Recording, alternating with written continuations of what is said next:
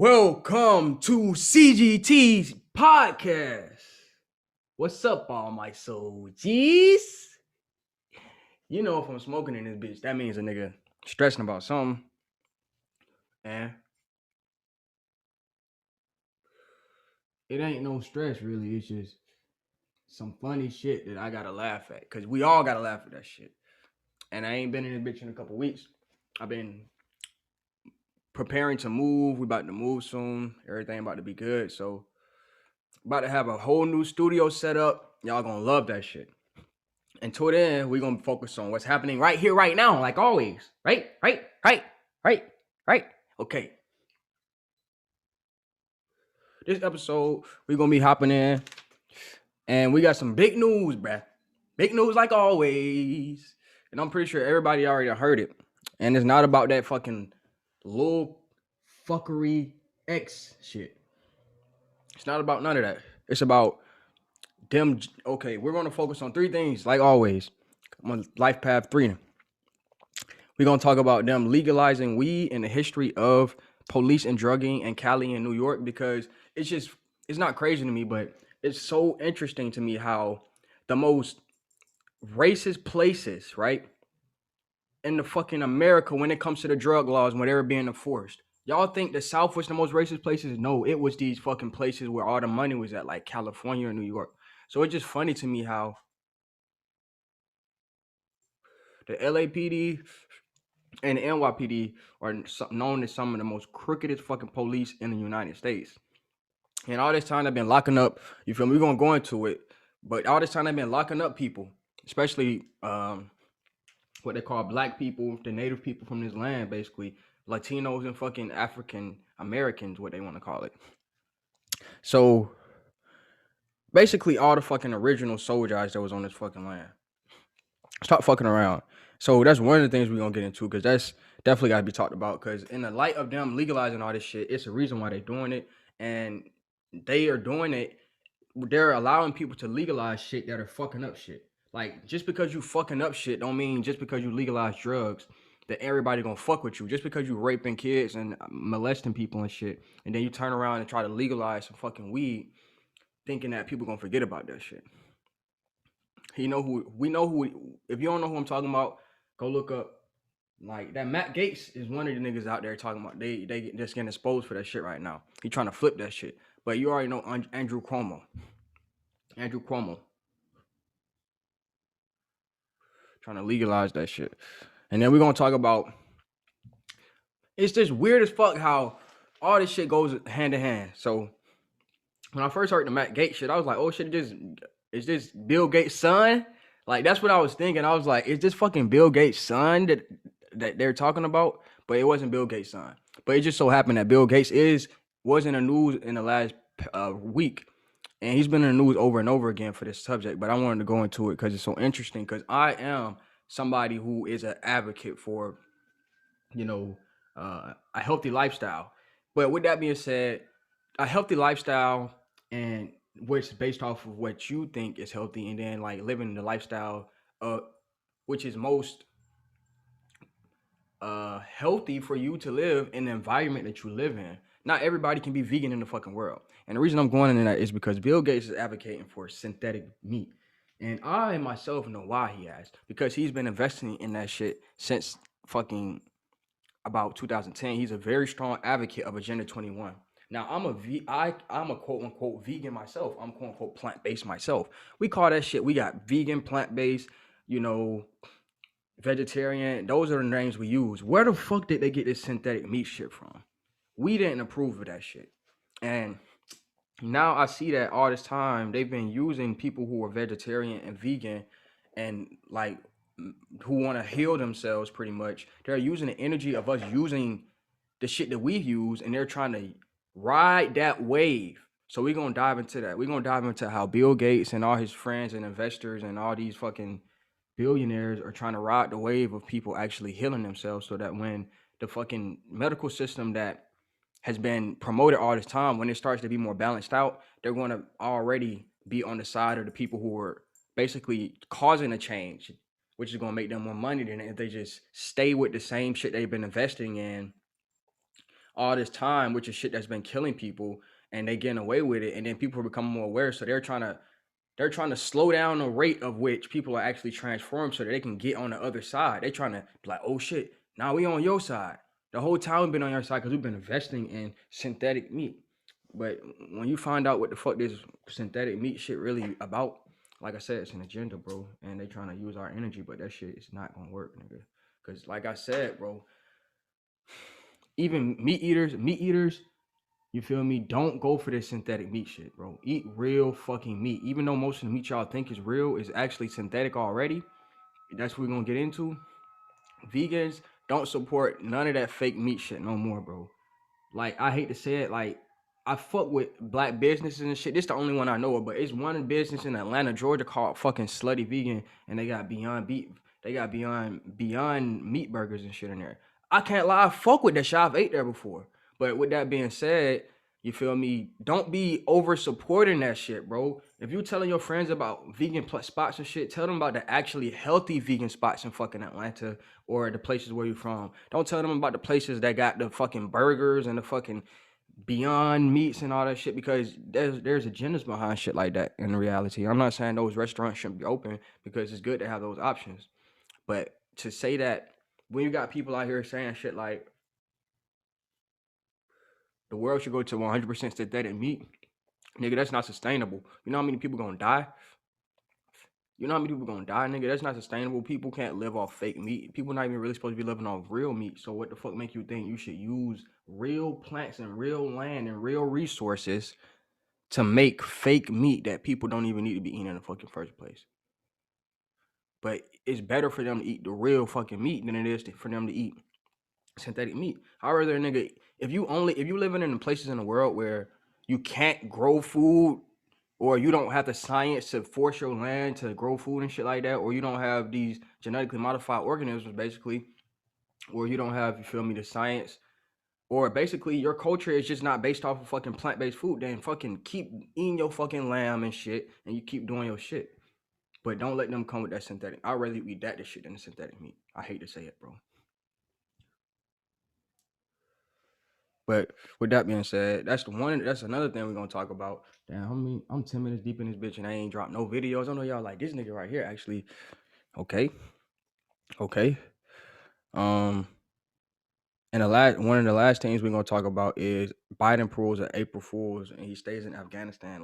Now, the last episodes I was going in on how he was bombing Syria and all that shit, and many other things, and I was talking about, how the FBI has been doing this shit. But this episode, we diving more into, like, you feel me, these three topics, like, especially when it comes to that Biden shit.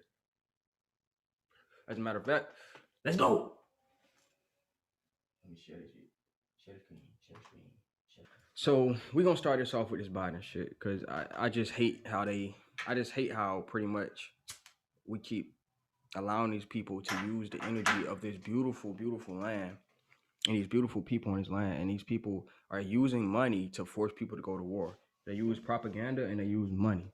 They use propaganda and they starve people and they make people poor, and then they get them the offer of traveling the world and then gaining more experience and then becoming a stronger, better person, So with that being said, ain't nothing wrong with that, but it's just about what the fuck are you doing, nigga? Are you bullying niggas at that point, or are you just doing some real, like, Zen type shit? So this is some bullshit article. I had to show these bullshit articles because this is where people actually, this is what the average person would look at right here. You get what I'm saying? So they say, opinion, why the United States needs to stay in Afghanistan. A year ago, the United States struck a deal with the Taliban, right? They struck a deal with the Taliban again, but it wasn't about Afghanistan.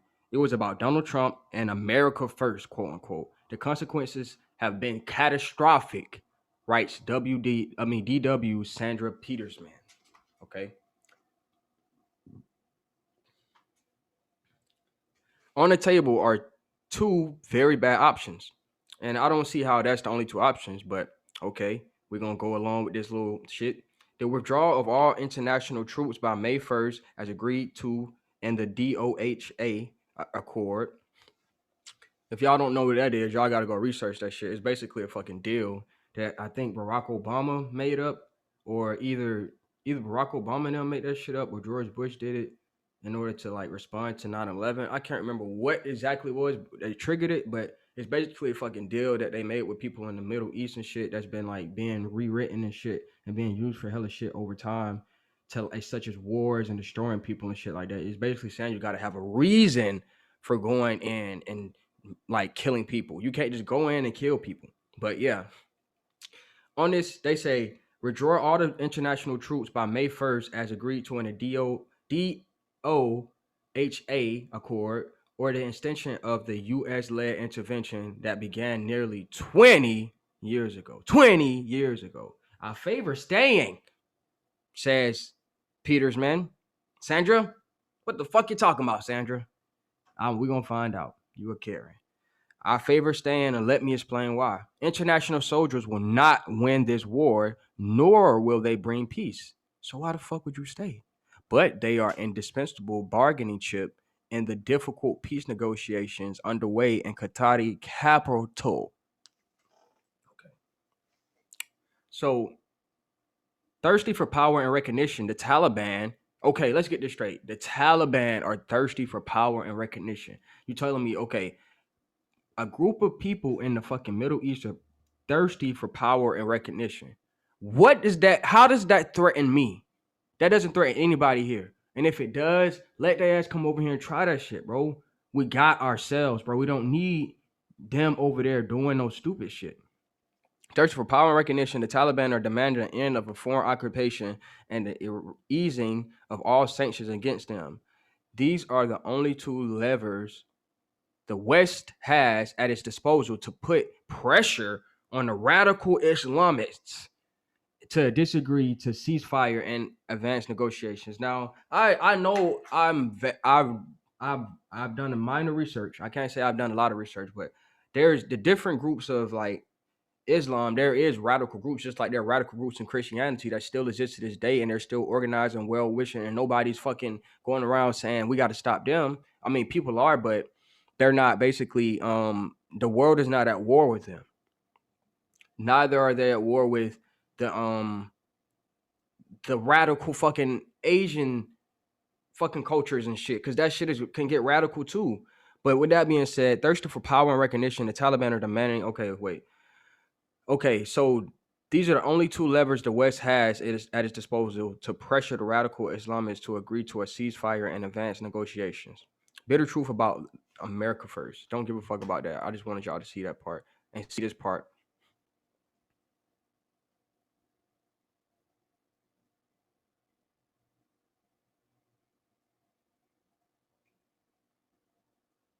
Okay, it says hot time for Afghanistan first, because we're talking about a country that has been fucking ravaged.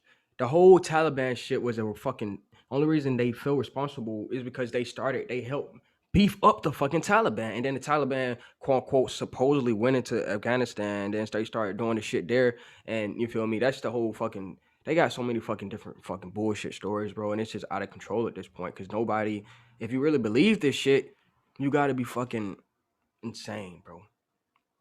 So we're talking about a country that has been invaded basically for the last 20 years by the rest of the world, being destroyed. And it's all because of some shit that they are not really responsible for. And you're telling me that it's wrong for them to say, "Oh yeah, fuck America first. We talking about Afghanistan first. You're coming to our country, Afghanistan, and telling us to think America first. You know how fucking insane you gotta be?" They say high time for America, Afghanistan first. It is the time for truth. Those who invaded Afghanistan 20 years ago in an ill-considered manner should not pull out equally recklessly and deal with a death blow to the young and forever imperfect Afghan democracy, which was created by and is totally dependent on Western support. Dodging responsibility means admitting defeat. Now, that's some real. Okay, I need a timeout. I need to go grab a water because that shit is making me want to throw up.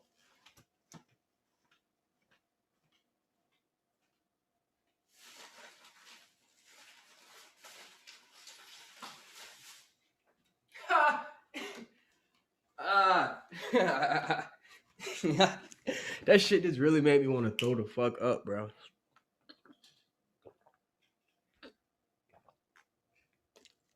Listen, just saying that shit out my own fucking mouth just made my spirit literally want to regurgitate what the fuck I just said, like, and not accept it back in my fucking body or brain no more. But I'm gonna try to go on, cause that's fucking demeaning as fuck to these people. Now I know most of the they have the statistics out there that most of the population is around, you feel me, my age. They're very young people. They're young people, and they're saying that the democracy is young and impressionable. Well, let me get this straight. You're telling me a country that's been invaded for the last 20 years and, you feel me, is 100% relying on your support. Why do you need to be there to support them? You're telling me that you can't pull out all these troops and fucking just support these people with business ventures and actually help build up their fucking economy and shit like that. But you're telling me, no, we can't do that because the Taliban is going, no, you don't have to, bro. The only reason the Taliban are there is because your bitch ass was there. So get the fuck out. They will not fucking lose, bro. They don't need who the fuck do you think we are, bro? Like we're not fucking Jesus, nigga. We are not. That Jesus shit was dead, bro. But that shit is still in these fucking people who lead the army. That shit is still in their spirit, bro. The people who lead these corporations, they still see themselves as people who are saving people in the world. But somehow the rest of the world is not intelligent enough to save themselves, especially these people in the fucking Middle East, somehow. Dodging responsibility means admitting defeat somehow. So the response, okay, let's go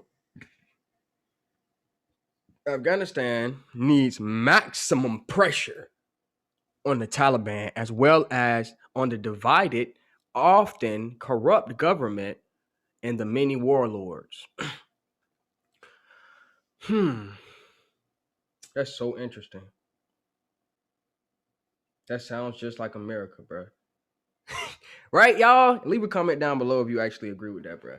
What the fuck? That sounds like America, bro. And every time the Americans try to pressure the American corrupt government and many warlords, what happens?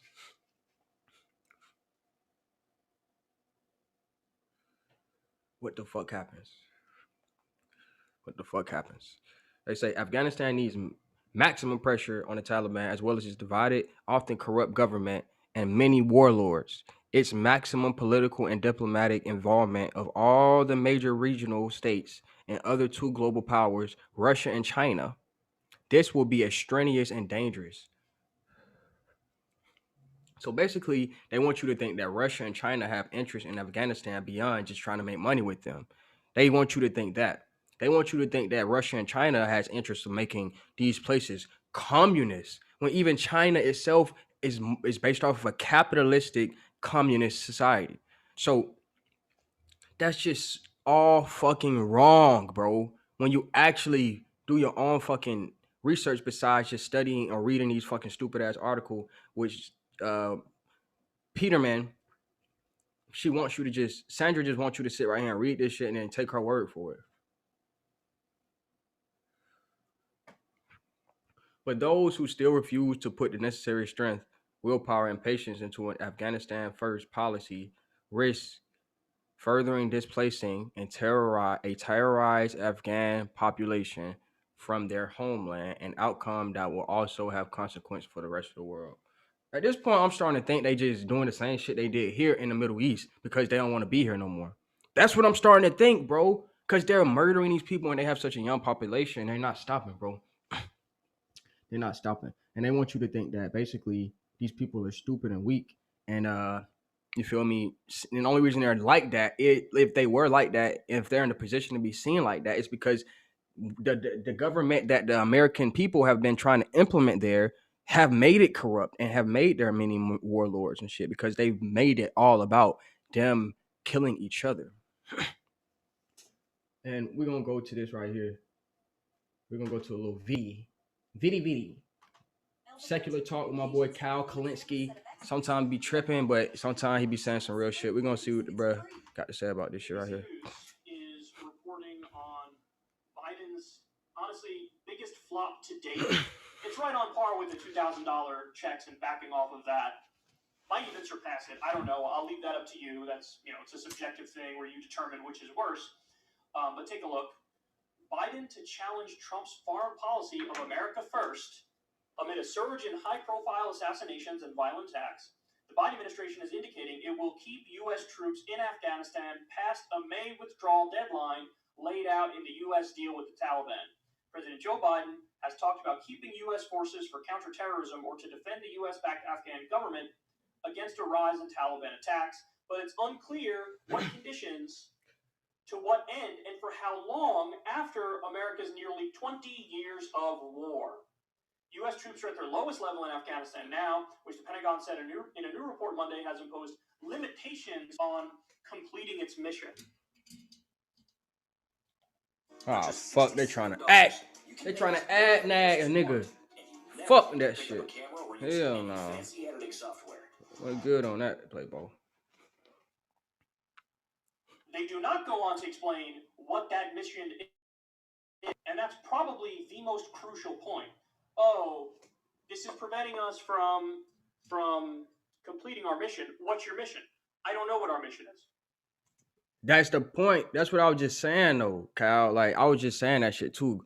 I was just saying that they mission at this point might just be to go over there over time and kill as many people as they can, and then over time they can start repopulating it with their population.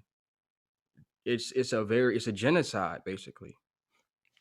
It's an invasion. It's a subversion. So they're saying, no, we're not going to pull out. No, we're not going to abide by the timeline that's been laid out before us in some sort of negotiated deal. The same way they did in Palestine, basically. That shit, the Israel shit was a test. And I'm not going to tell you when we are going to pull out. So give me more time, give me more money, give me more soldiers, and I'm not going to give you a plan or a goal or an exit date. Are you insane? Why would anybody agree to that? That's the biggest issue, Kyle, but y'all ignoring that shit. Rational human being agree to that. You would only agree to that if your default setting is war is the answer. I don't know what the question is, but war is the answer. We have a right to police the world because I say so. We're the world's policemen. We're the world's sole superpower. We're the imperialist force. So we get to do whatever we want. International law does not apply to us. And beyond that, we're not even going to give you a theoretical reason why we should stay and what we're doing there. Who's insane enough to sign on to this? I don't have the polls in front of me, but I know that the war in Iraq and the war in Afghanistan are historically unpopular. I mean, it was the war in Afghanistan. See, and that's the thing too. I always was on that boat too, and I was along with the rhetoric that Kyle and a lot of the liberals and people think. But once you actually get around and you meet people who are in the army, they tell you, bro, like it's not about, you feel me. You're people saying it's unpopular, but that's to the people who are not making money off of that shit in the fucking army and off the fucking Boeing and off the Lockheed Martin. These people they love this shit. They are making money and you are not, so it's making them look rich and you look poor, and they're living a good life and they love how things are going, and you're complaining about how unpopular it is because you're only talking to people, or you're only talking to people from the point of view of seeing it as, oh yeah, at home I will talk to you as a person in the army, and I'll tell you like, oh yeah, I don't fuck with this war, this shit stupid, oh no, I'm over there. But don't get it wrong, nigga, I'm still going to go over there and make money. There's nothing wrong with me going over there and making money off that shit. I'm going to war for my country. You get what I'm saying? And I respect that shit. Don't get me wrong. I respect going to war for your country and shit like that. But what if you don't need to go to war for your country? Maybe you need to. What if you need to literally stay at home and make sure you defend your family against the people in your country trying to destroy them? What if that was a possibility? And we could goddamn, you feel me, work together. But let's see what Kyle got to say about that shit. A long time ago, surpassed the unpopularity of the Vietnam War at the height of its unpopularity. Think about that. depending on how you ask the question, you can get numbers that are in like the teens, 19%, 13%, whatever it is, of like, that's the number of people who support the war there. It's nothing but a colossal waste of resources, waste of our soldiers' lives, waste of civilian lives there. By the way, the last time, because the media never even talks about this stuff, but the last time what we're doing there was in the news in a prominent way was when we bombed the Kunduz hospital and killed massive numbers of civilians. So we need to stay there to protect the civilians, maybe by killing them. That's what they're doing. Then there was that, actually I'm wrong, because then there was that story of the Afghanistan papers, where we learned that the whole war has been a giant mess. We learned that there is no strategy, there is no order, there is no purpose, and that dropped in the media, and it was out almost immediately. Like, the major networks barely touched it. And I forget who did it, to be fair. It was either New York Times or Washington Post. It was one of those papers that did really, really great reporting. And it was just like a blip in the radar. And by the next day, we were talking about some dumb Trump tweet. And that's how By the way, that's how it is, bro. Is they never focus on the things that actually matter. So what are we doing there? I mean, that's the question, right? What are we doing there? And I'm not in those rooms. I can't give you concrete, definitive answers. And I'm not gonna keep playing around with you, Kyle, if you're gonna act like you don't know everything they've said, what the fuck they're doing there. Turned out to not be true. When you look at Iraq, when you look at Afghanistan, both of them. In the case of Iraq, we got to get rid of Saddam Hussein because Saddam Hussein helped Osama bin Laden with 9/11. That wasn't true. Then they moved the goalpost to, he has weapons of mass destruction, and the implication was he's going to attack us with them. That wasn't true either. Then the argument was just, he's a bad guy, he's a dictator. If you don't want to do the war, you love dictators. Nonsense. Obviously, you could disagree with the war on principle, saying, hey, he's not a threat to us, so what are we doing? They said, no, you love dictators if you're against the war. In the case of Afghanistan, we got to go into Afghanistan because 9/11 happened. But that goes back to that culture that I was talking about. Like, it's a different culture, popularity, it's a different mind state when it's like in the army, or not just in the army, you feel me, in these military sectors, and when you're making money, like, you taking care of your family, bro. Like, that's how they see that shit. They'll tell you one thing because they don't want to seem like a bad person. But at the end of the day, in that culture, they will see it like, oh yeah, like you support this type of weak mind state. You will let another dictator come over here and destroy our country. You shouldn't be in the army type shit, or you feel me? They just have so many different ways of subverting somebody's morality or even their principles in order to get them to just, you feel me, accept the benefits of the temporary benefits of going and killing somebody, or you feel me, or going and helping in some subverted way them invade a country, basically, or subvert another country into failing so that they can come over there and take advantage of it. And the people who are helping them do that shit, they get temporary benefits, but the people who are actually planning this shit out, their family will benefit from this shit for generations. And we got to go to Osama bin Laden. That's where he's hiding. Osama bin Laden's been dead for a really long time. Why are we still there? Well, see, the Taliban was protecting Al-Qaeda. Okay, now according to our own intelligence agencies, there's less than 100 Al-Qaeda members in Afghanistan. Why are we there? Well, Taliban. In 5 seconds, Taliban. Fuck, nigga. And find the perfect song for your video. No, thank you. It was Al-Qaeda, but the Taliban themselves are bad enough, and they're a threat, so we gotta stay. Okay, but who are they a threat to? Are they a threat to us? Not necessarily. Really, they're a threat to their own people. So that's the standard. You know how many places around the world there are people that are a threat to their own populations? Should we invade all of them? Girl, hit it. Standard here. Hey, see, I'm just seeing these videos.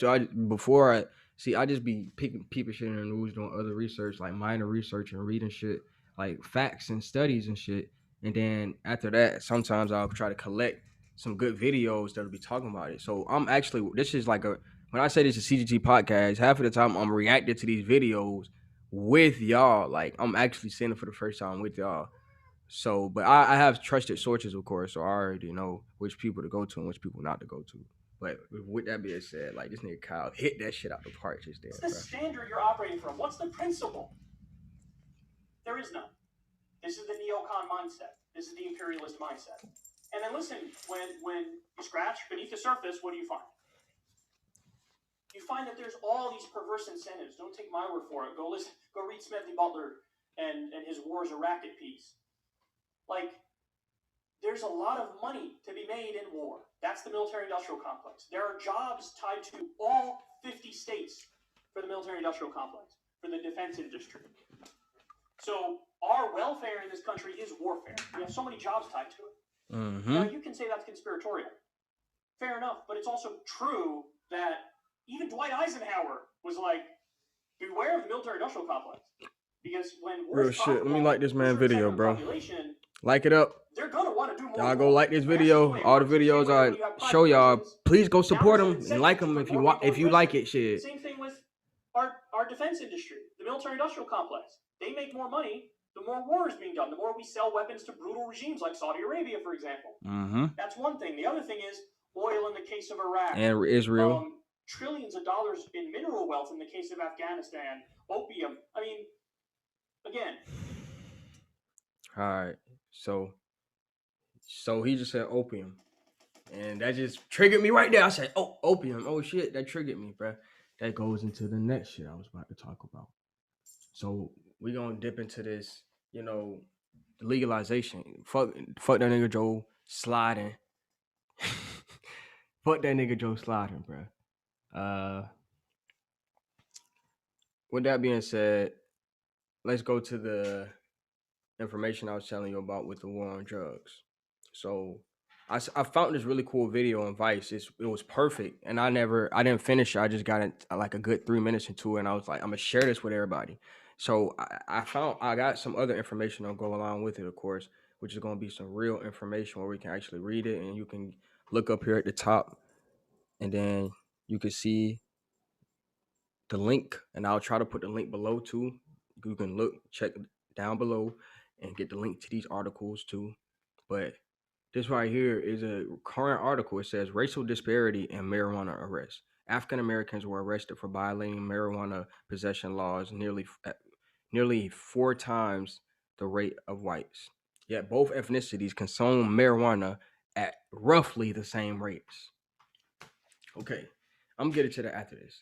But with that being said, that's just digging into what I'm about to go into right now, which is we also got to talk about these legalizations in these states, the legalizations of drugs and all this shit in these states, which is weird because Oregon, I think, was the state, that legalized all drugs. And it just so happened that last year that was also where that shit popped off, I think, if I'm not mistaken. It was also in the Northwest, either in Oregon or Washington State one. I can't remember. But where they had that shit where they was like, oh yeah, we are not abiding by the police. We got our own police force. We making our own city and shit like that. I forgot this shit. You know what I'm talking about. Basically, they were basically saying like, yeah, this is our city now. We running our own city. We don't need the federal government and all that shit. But this is also like the same area where they're doing the legalization of all drugs and shit like that, like weed and opium and all drugs for recreational use if you would like to use it. So, along with that, you have the California shit, which California was known in the 80s and 90s for some of the most violent drug arrest and the use of drug fraud and all that shit. So, which is weird now because now they're literally making money off that shit. So now what we have witnessed basically is economic warfare. So economic warfare is basically if you invade a country and you can only get, basically if you invade a country, you don't want to just destroy the whole fucking land. It's just ain't no point in doing that shit. You want to actually live there. So if the people want control of all the fucking goods and resources and shit, especially the fucking drugs, which is shit that keeps people alive longer, shit that heals people.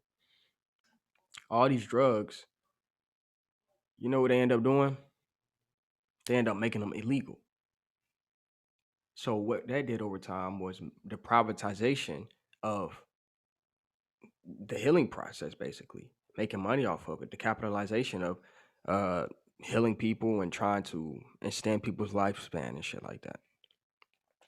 So in order for them to now legalize all that shit that they want to legalize, that they couldn't legalize back then, that they were doing themselves, but they didn't want to fucking, you feel me, come off as a country of morals and shit like that. We didn't have no morals. We got to stop drinking alcohol, prohibition and all that shit. That's all because of the people who were in control of that shit and who had the better sciences at that time. So you had to literally filter out all the Latino, all the native people from this land, basically. And then over time, now that you've done that, and you've made the system, the whole economy so privatized and so uh, basically unequal, now you can legalize all this shit because you know you have to understand like the government and the federal government and billionaires basically the federal government and billionaires own most of the fucking land. So with that being said, why not legalize that shit so I can grow that shit and sell it back to y'all and keep staying rich over time? What the fuck? Vice. Make sure I'm not handcuffed. Can't go anywhere.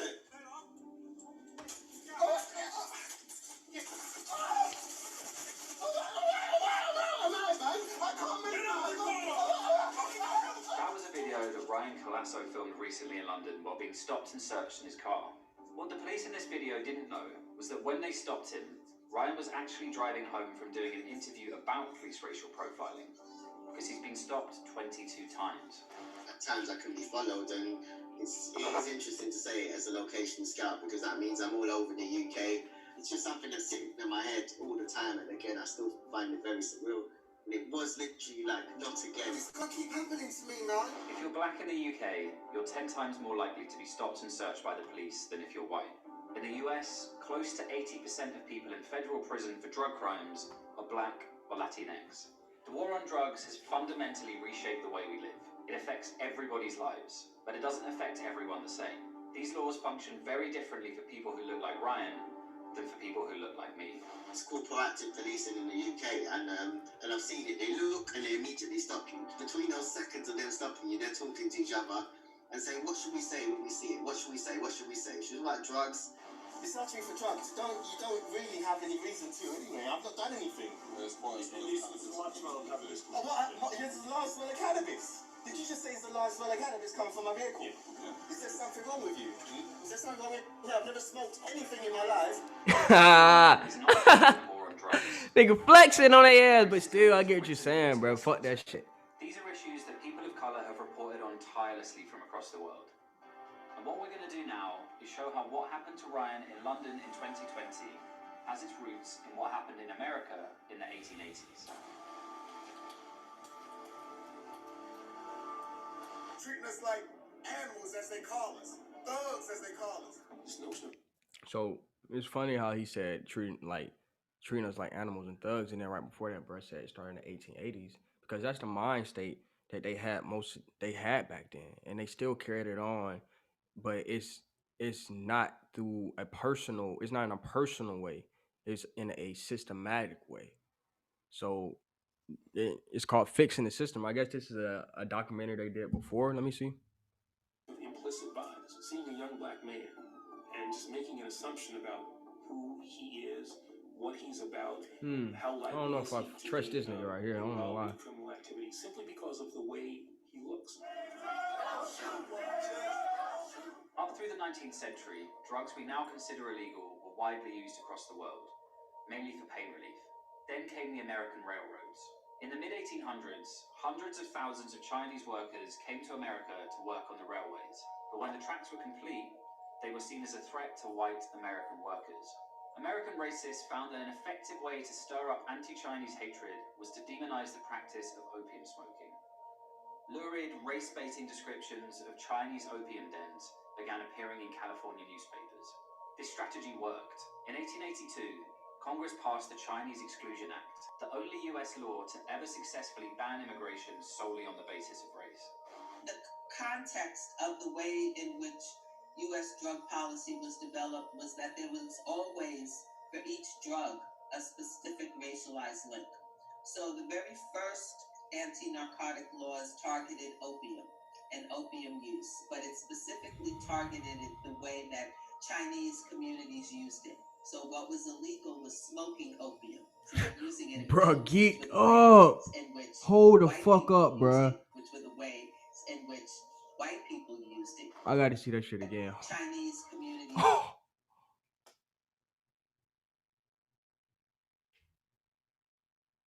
used it. I'm So just what was unfamiliar with that illegal shit. was smoking I'm just opium, unfamiliar with not that. using it in pills, Me which were the personally. ways in which Wow. white people used it. Face Flash forward a ass. couple of decades, and a new drug emerged to capture America's fevered imagination, and a fresh racial minority to use it to persecute.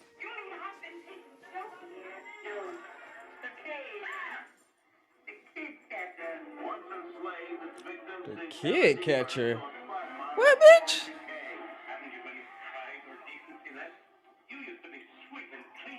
The drug was cocaine, and the minority African Americans.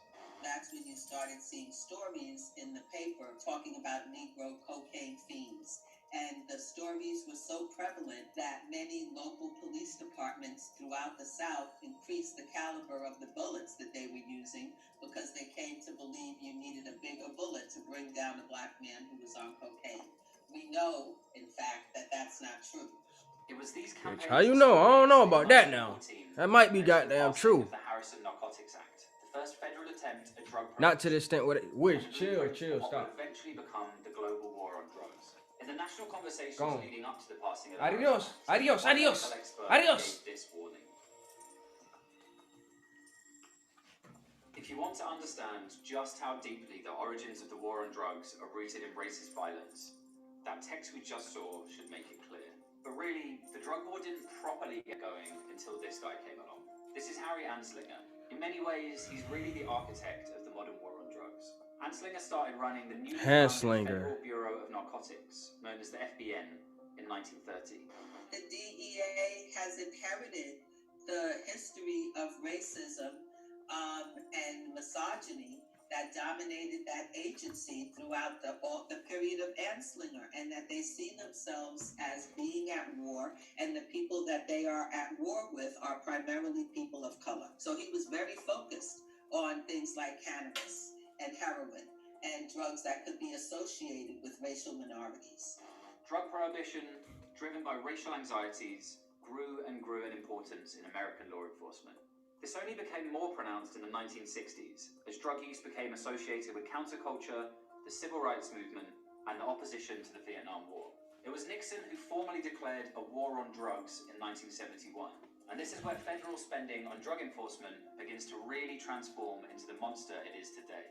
But even under Nixon's new war on drugs, there was still at least some emphasis on drug treatment and rehabilitation. For the origins of the militarized dystopian war on drugs we know and love in 2020, we have to wait for the 1980s and the racist hysteria that surrounded crack cocaine. Crack wasn't actually a new drug at all. It's simply cocaine that's been treated so you can smoke it instead of snort it. But the way it was treated by the authorities and the media was entirely different. This is at the same time that Hollywood was celebrating cocaine use, where people walked around with little silver spoons around their neck, and nobody thought that there was any problem with What the fuck?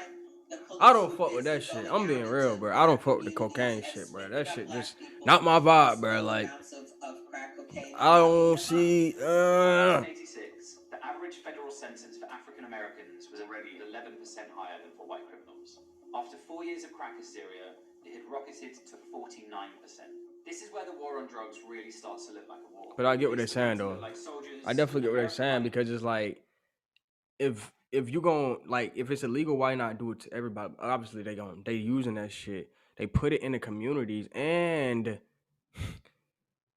since they put it in the communities, they used it as a fucking excuse to invade the fucking community and destroy it after knowing that they're trying to build it back up. They're trying to basically stop that shit, subvert it, subversion.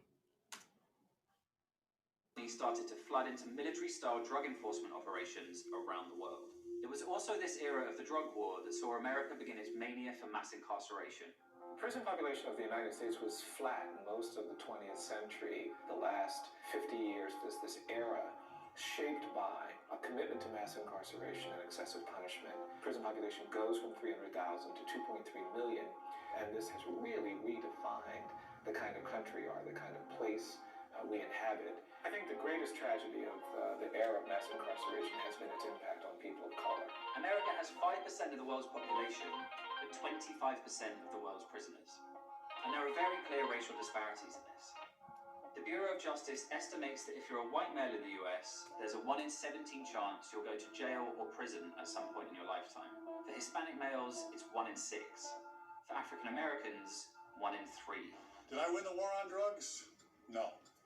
In fact, I don't even think I made a dent in the war on drugs. We've incarcerated a whole generation of people, mostly African Americans, and we haven't solved the drug problem like we purported to do. Yes, we put a lot of people in prison, but most of the people that we put in prison, or at least a good number of them, were put there for nonviolent drug arrests. The system tilts in a direction that is unjust and Nigga, why the fuck are you here?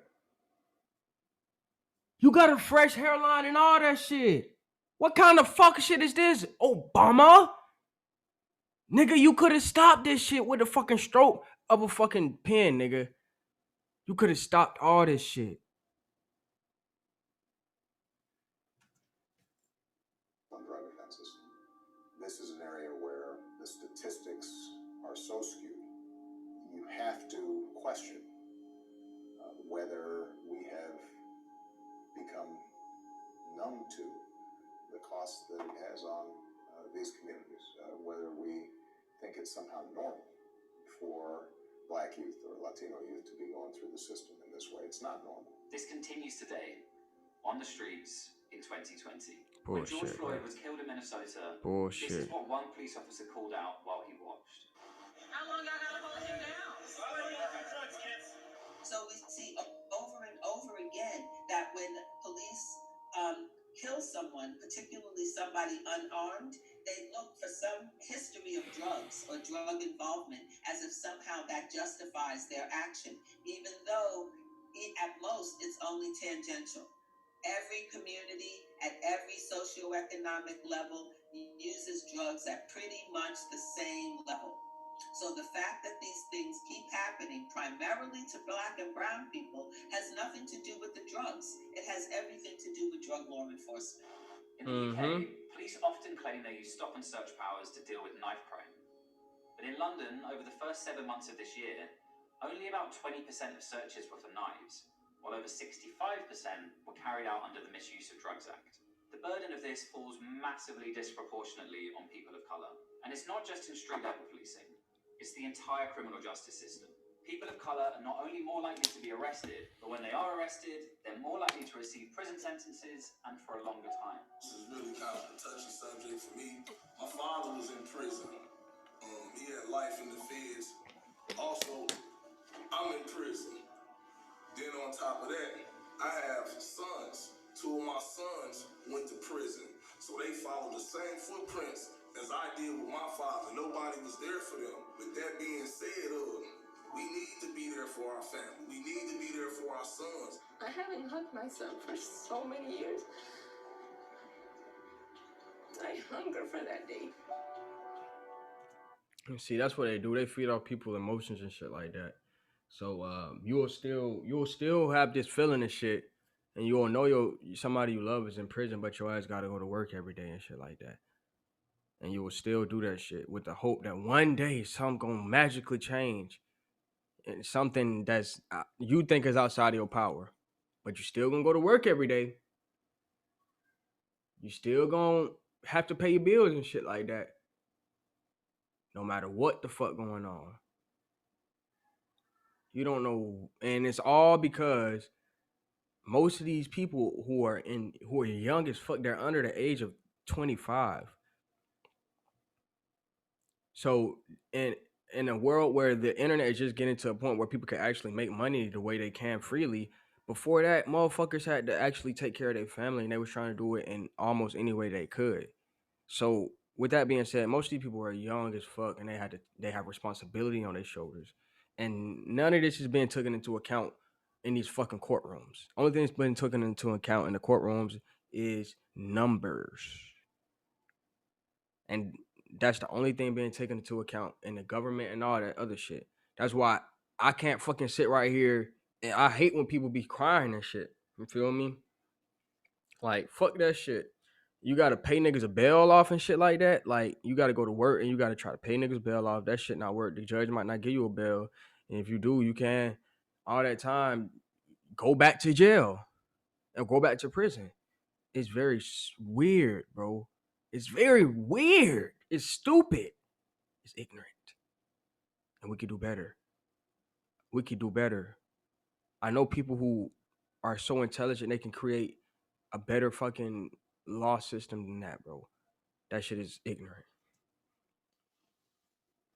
I think it's important for us to remember when we think about the deaths of Rodney King, Laquan McDonald, Terrence Crutcher, Philando Castile, Trayvon Martin, Michael Brown, that these people were all in some way caught up in the war on drugs, and that was used to justify their premature death at the hands of law enforcement.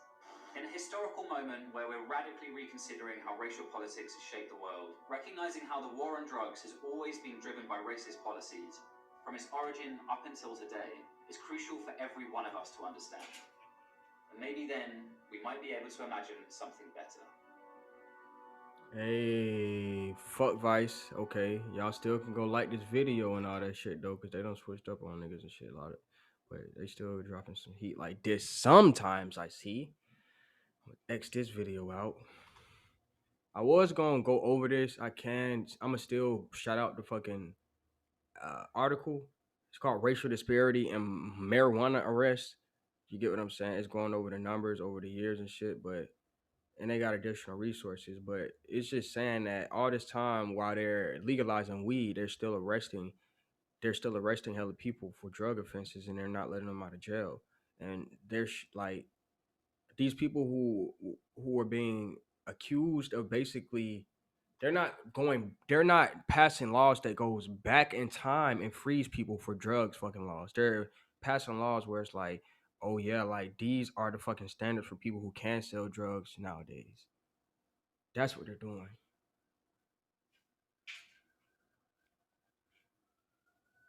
So yeah, with that being said, you can check that out. But we're gonna hop into this goddamn lab grown meat shit.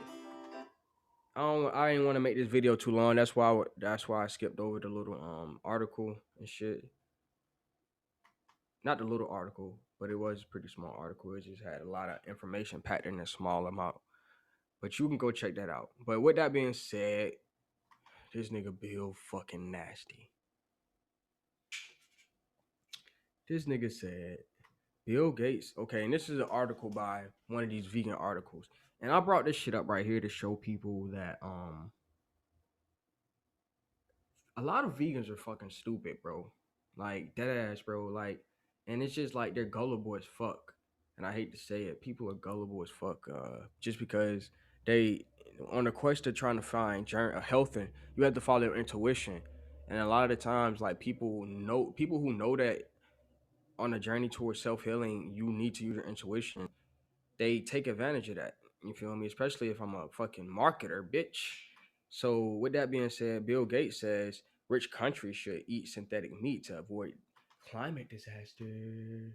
She said philanthropist, billionaire, public health expert, and Microsoft co-founder Bill Gates is promoting his new books, How to Avoid Climate Disaster. He has a fucking new book. Right? And it's talking about climate disaster. How to avoid climate disaster. Nigga. And talking about how we can mitigate the climate crisis. He told MIT Technology Review that part of the answer lies within eating plant-based meats. So now that's what I was telling you. We're getting into them how these rich people are invading the health process, and they're trying to implement their Agenda 21 plans using natural grassroots movements based off of health and self-sustainability, and they're trying to invade that shit, and they're using this synthetic meat shit right here. And Bloomberg is one of the people doing articles on it, and then she is just going into it. So don't trust all these people out here. Hold on.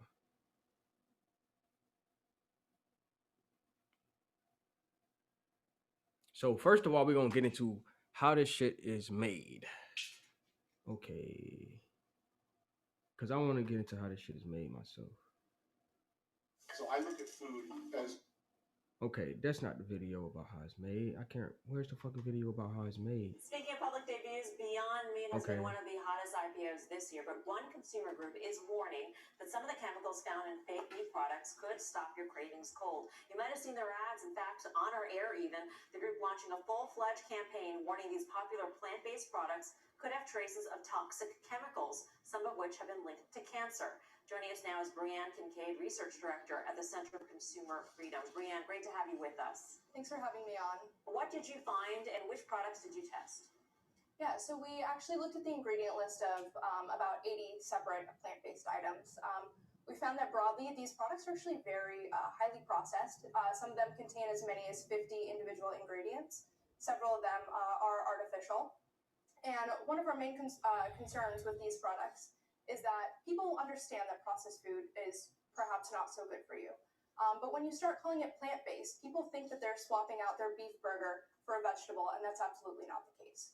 Which products specifically are you pointing to? Because you sort of made it clear that it's not specifically Beyond Meat, that there are worse offenders that are out there as options for consumers, and yet the ad makes it really look like it's Beyond Meat. So Beyond Meat certainly has some items of concern. I would say that pea protein isolate, which is the bulk of their burger, it's not just peas that are ground up into the product. They go through a very heavy manufacturing process. And while we can't know the exact process because it's proprietary, there are other companies, usually ones that use soybeans, that through this process, it's called extrusion. In order to separate the protein from the fat, they'll run it through a solvent called hexane. Now, hexane is recognized by the federal government as a neurotoxin. It's thought to have impacts on... So with that being said, this is how we get into this fake meat industry shit. They're using byproducts left over from the oil industries and all these fucking synthetic laboratories and shit of them testing shit. And of course they already know by name and by fucking atomic bond and by all that shit what these fucking chemicals do. Because why not? You should know that shit too by now, shit. So with that being said, why the fuck do you think that that's not like that money isn't a motive in this shit? If you're making all these fucking burgers every day and shit like that, of course you're going to try to find the cheapest way possible to do this shit. And the cheapest way possible to do shit is always to isolate the fucking chemicals and then fucking use them for their individual purposes or usages instead of having to basically actually make something healthy. Productive health. And there have been studies recently in the last several years that consumer groups will actually go to grocery stores, pick these items off of the shelves, test the residual hexane in them, and find that the levels are actually higher than those allowed in the European Union. Okay, and you guys point out that Morningstar Gardena, these names might be familiar to our viewers out there, are the worst offenders when it comes to some of these chemicals existing in the products that aren't necessarily good for you. I'm wondering who conducted the study and who is it funded by? I mean, I'm just trying to figure out if you guys have an axe to grind with this industry. Yeah, of course. So we actually started this campaign without any funding. The Center for Consumer Freedom typically takes on issues where we feel like consumers are being misled. So that's really what drove us to this. All of the research, I did most of it. I had some help. We typically just stuck to the nutrition labels, just the things that are easily accessible by consumers if they want to go and corroborate what we're telling them. But the bulk of our research really pointed to the idea that these products are processed and they're being marketed as though they weren't. So you started this without any funding, and the presumption is that somewhere along the line you did get funding. Are you getting funding from the meat lobby, for instance, from publicly traded meat companies? I mean, who's backing you now? So I can say that we don't publicly disclose our donors. I don't exactly know who's funding us. I'm not in the accounting department. I handle more of the research aspect of it. But regardless of the funders, the information that we put it out before we got any funding. All of the information. So anyway, that's just based off of bullshit. So what I'm showing you with this right here is, you feel me? They're being exposed now. So with that being said, people are not just going for the plant-based shit because that shit came out of nowhere too. So they can't say plant-based no more because this shit is not even mostly plants. So this is where, while I'm trying to expose to you why your boy Bill Gates is saying synthetic meats. Synthetic meats is more accurate. It's way more accurate. You get what I'm saying? Than plant-based burger. Synthetic meat burger is actually way more accurate because 9 times out of 10, you feel me? If they can start saying that, they can put plants in the burgers with the fucking a little bit of the laboratory made meat, and then that way they can cut out a little bit of the chemicals, but it would still be some fucking carcinogenic carcinogenic shit. It's just ugh. So with that being said, I found this really cool article. Now I don't know who the fuck it is. I just typed in certain shit into Google and to DuckDuckGo. So this man said, "As a man in Africa, I am embarrassed by vegan rhetoric." Now, the reason I'm showing you this is because this is for Bill Gates, because Bill Gates is an influencer. He's a social influencer. So with that being said, he goes around the country. I mean, the world. Um, he goes around the world, and he has so much power and influence with the money that he can literally, basically, with articles in his books and shit, influence certain people in certain places to do shit that would affect people in areas like this. Like basically him saying like synthetic meats and shit like that, you're basically trying to shut down certain industries that are actually thriving in Africa and actually thriving in certain parts of the world. As long as it's not hurting the environment, you feel me? But with that being said, as a white man in Africa, I'm embarrassed by the fundamentally racist and elitist rhetoric of the vegan movement leaders and their backers and the emerging high tech, high finance, and chemical dependent, utterly soil carbon depleting fake food industry.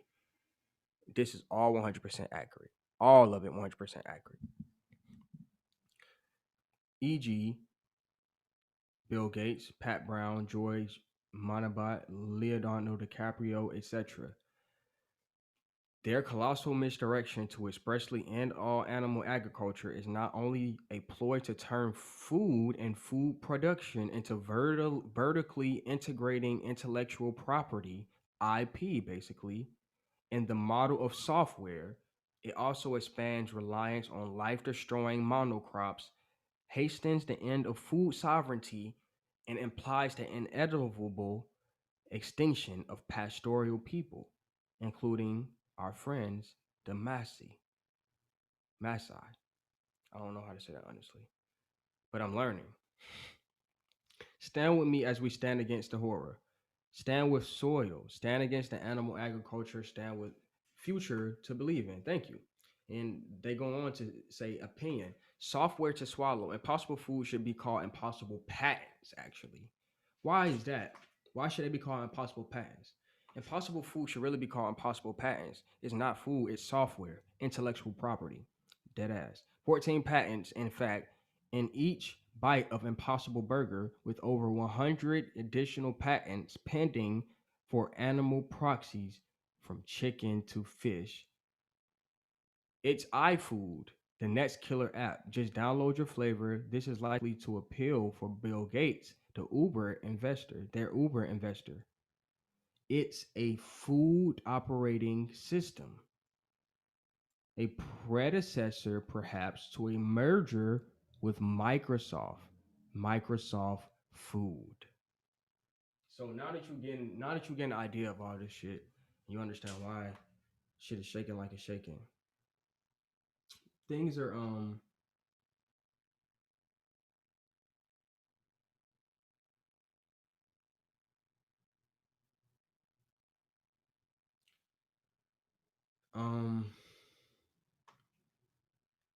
Yeah. So we're gonna go into this. We're gonna go into the other hand being played in this shit, which is basically, you feel me, the kosher boys. You know what I'm talking about? The KBs, the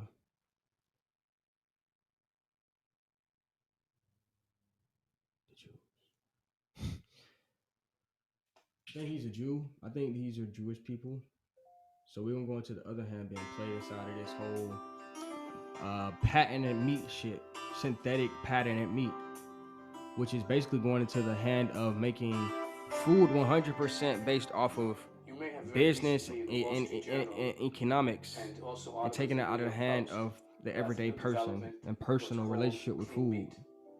Clean meat is a new technology, still in the startup stage. There are 3 startup companies in Israel, 2 in the United States, working on developing this technology, where they take the stem cells from an animal or from a bird, and they can grow it in a laboratory environment, in a petri dish or in a test tube, and ultimately in an industrial environment, and generate meat or poultry that is exactly identical to the initial stem cells, the DNA that was extracted from the animal.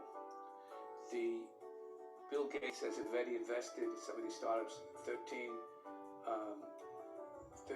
million, and they're looking to make much greater investment because they see enormous potential and significance in this. First of all, an extraordinary statistic: the amount of CO2, carbon dioxide, that is produced. Bro, it's so funny because these people are so fucking fake, bro. You can tell they don't give a fuck about nothing but power and control and force. They don't give a fuck about this fucking planet, nigga. They don't give a fuck about this planet. That's their ideology, nigga. What am I saying? I'm saying that he don't give a fuck about what he's saying. He can't even remember the facts. Look at him, he's stuttering. What the fuck else do you got to do, Cattle nigga? in the United States exceeds all the CO2 of cars and trucks in the United States. So the carbon footprint would be in America would be enormously diminished if we can move away from cattle, and slaughtering cattle is a source for meat.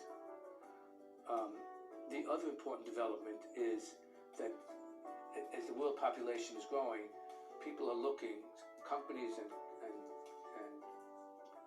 governments, for new sources of protein, and especially in the context of climate change. There's shrinking arable land across the globe, and there's no need for protein. This would be a way of stabilizing the source of protein. Nigga, why the fuck? Who the fuck? Where the fuck are you getting this shit from, nigga? Where the fuck are they getting this shit from? They're fucking vampires, bro. They can't live without it. For future generations, scientists are thinking, and marketers are thinking about other sources, including insects. For us, in terms of kosher law, that would be an issue, which would, Tamanim have a tradition of which locust one is permitted to eat. But this is part of the solution of this enormously important potential development. And for us in the kosher market, it's important because it can be a solution to the high cost of kosher meat.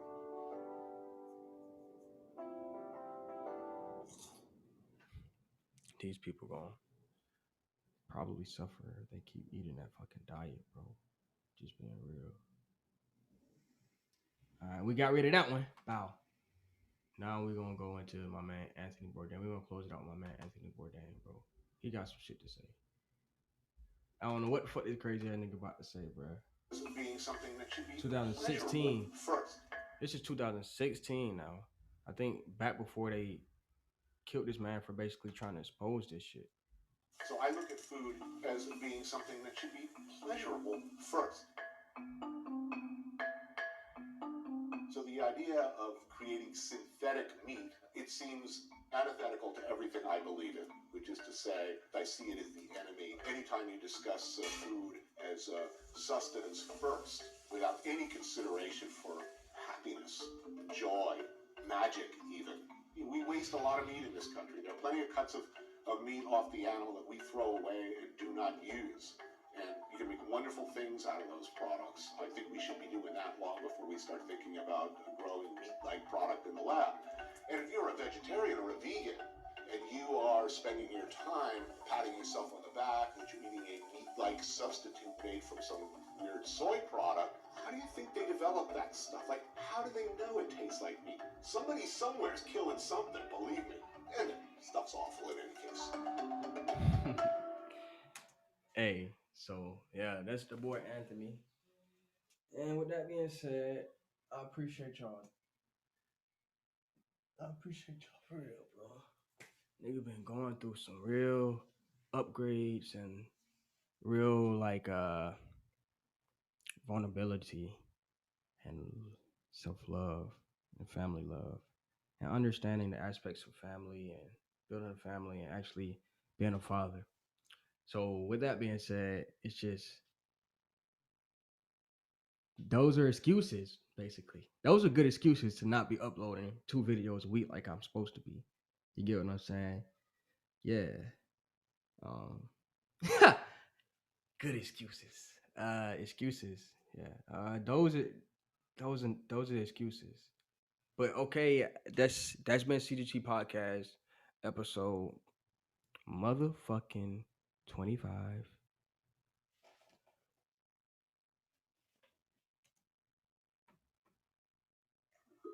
Whoa, Susan. Oh, I'm looking for coupon codes. Well, Capital One Shopping instantly searches for available coupon